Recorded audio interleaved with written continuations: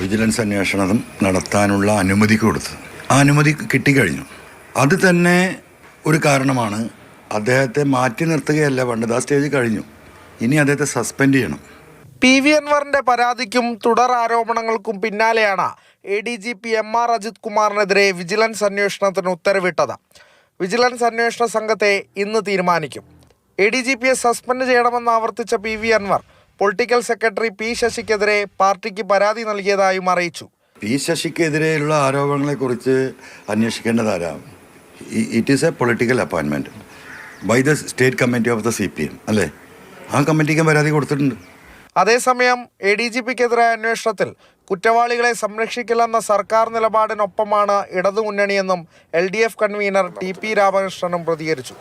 അന്വേഷണത്തിൽ കുറ്റവാളിയാണെന്ന് കണ്ടെത്തിയാൽ കർശനമായ നടപടി സ്വീകരിക്കുമെന്നും വ്യക്തമാക്കിയിട്ടുണ്ട്. ഗവൺമെൻറ്റിൻ്റെ ഈ നിലപാടിന് പിന്തുണ നൽകുന്ന സമീപനമാണ് ഇടതുപക്ഷ ജനാധിപത്യ മുന്നണി പൊതുവെ സ്വീകരിച്ചിട്ടുള്ളത്. MR അജിത് കുമാറിനെതിരായ സാമ്പത്തിക കുറ്റകൃത്യങ്ങളിലെ പരാതിയിലാണ് ആദ്യഘട്ട അന്വേഷണം നടക്കുക. മാതൃഭൂമി ന്യൂസ്, മലപ്പുറം.